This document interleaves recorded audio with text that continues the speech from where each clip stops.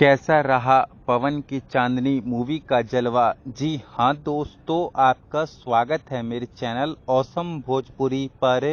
Video को पूरा देखिएगा। वीडियो पसंद आए तो वीडियो को लाइक और चैनल को सब्सक्राइब कीजिएगा। दोस्तों, रक्षाबंधन के शुभ अवसर पर 8 अगस्त से पवन सिंह की मूवी पवन की चांदनी को सिनेमाघरों में रिलीज किया गया था। दोस्तों, पवन सिंह की यह मूवी सिनेमाघरों में उतना ज़्यादा धमाल नहीं मचा पाई। दोस्तों, पवन सिंह की यह मूवी दूसरे सप्ताह में सिनेमाघरों में प्रवेश नहीं कर पाई। दोस्तों, 14 अगस्त यानी कि स्वतंत्रता दिवस के शुभ अवसर पर ऋतिक रोशन और एनटीआर की बॉलीवुड मूवी वार 2 रिलीज हो रही है सिनेमाघरों में। और इस बॉलीवुड मूवी को 14 अगस्त से सिनेमाघरों में रिलीज करने की वजह से पवन सिंह की यह मूवी दूसरे सप्ताह में प्रवेश नहीं कर पाई। वैसे भी बॉलीवुड और साउथ फिल्मों के सामने भोजपुरी फिल्में कहाँ चलती है। खैर, आप लोगों ने पवन सिंह की